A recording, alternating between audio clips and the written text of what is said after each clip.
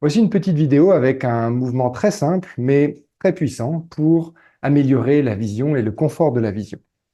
Alors, il s'agit en fait d'inverser ce qui fonctionne, ce qui bouge dans un mouvement.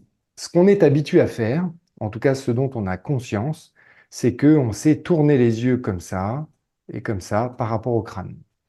Ce qu'on oublie souvent, c'est qu'en fait, on est tout le temps en train de faire des mouvements inverses, ça veut dire de bouger le crâne et les yeux s'adaptent. Si vous regardez bien, en fait, vous avez les yeux qui tournent par rapport à mon crâne, ce qui me permet de continuer de regarder ici l'objectif.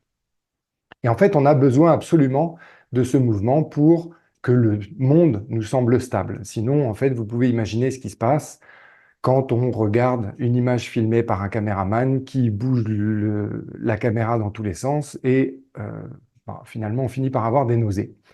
Et nous, on n'a pas ça. Donc, en partie parce que nos yeux sont capables de corriger, d'équilibrer en quelque sorte, de réduire le mouvement des yeux, même si on bouge. Donc ça s'appelle le réflexe oculomoteur, c'est très joli. Et alors, comment est-ce qu'on va utiliser en fait ce réflexe? Eh bien, tout simplement, en choisissant un endroit. Là, je choisis l'objectif, mais je peux regarder en fait plutôt un endroit un peu plus loin. Là, par exemple, un petit peu plus loin, je vois des champs avec des coquelicots. Je choisis un coquelicot et gentiment, eh bien, je tourne ma tête un petit peu à droite, un petit peu à gauche. Et si je le fais suffisamment lentement, eh bien, je vais sentir que parfois ma musculature ne sait pas trop quoi faire. Donc parfois, elle a envie de suivre, pas suivre, il y a quelque chose qui se tend. Et si je le fais suffisamment lentement, eh bien, de temps en temps, il y a quelque chose qui se réagence, qui se réorganise en se disant, ah, mais j'ai pas besoin de tenir n'importe comment, j'apprends à être délicat.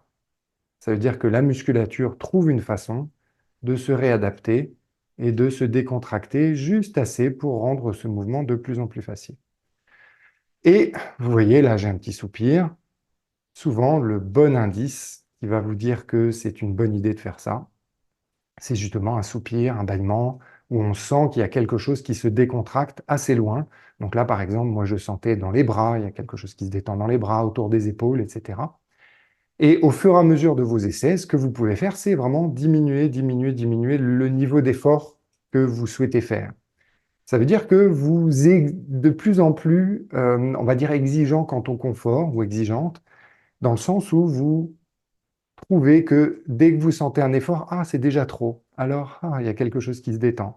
Ah, c'est encore un peu trop d'effort. Ah, il y a quelque chose qui se détend. Et au fur et à mesure, d'une certaine façon, c'est comme si on faisait un très gentil massage des muscles à l'intérieur. On peut imaginer que c'est difficile de se masquer les muscles, de se masser, pardon, les muscles qui sont à l'intérieur, mais c'est ce qu'on fait en fait, comme si c'était un massage des muscles et du cerveau quand on fait ça. Voilà pour ce petit exercice. Je vous encourage à vous amuser, mais vraiment, ça n'a pas besoin d'être long. Euh, 30 secondes par-ci par-là, où vous jouez un tout petit peu et vous cherchez encore une fois, avant tout, le confort et les sensations agréables, que de se dire, si je fais ça 15 fois, ça va aller mieux.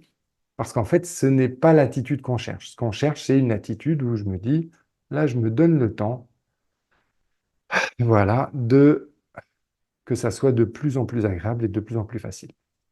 Voilà, j'ai fait plusieurs fois, j'ai dit plusieurs fois la même chose, mais j'espère que c'était des angles différents. Amusez-vous bien et à bientôt pour un prochain épisode de ces petites améliorations du confort de la vision.